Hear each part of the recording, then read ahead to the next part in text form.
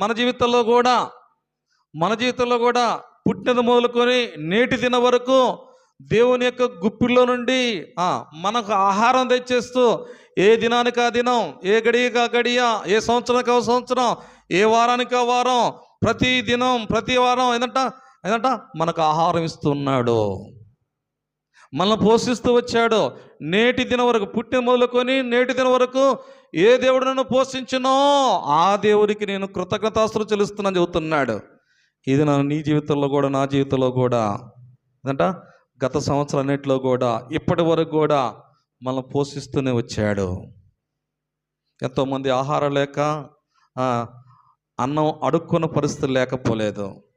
అలాంటి పరిస్థితుల్లో, అలాంటి స్థితిగతుల్లో ఉన్న మన జీవితంలో కూడా దేవుడు మనకి ఏ తక్కువ చేయకుండా ఏంటంట గుప్పిలి విప్పగా అవి తిని మంచి వాటి తిని తృప్తిపరిచినాడు.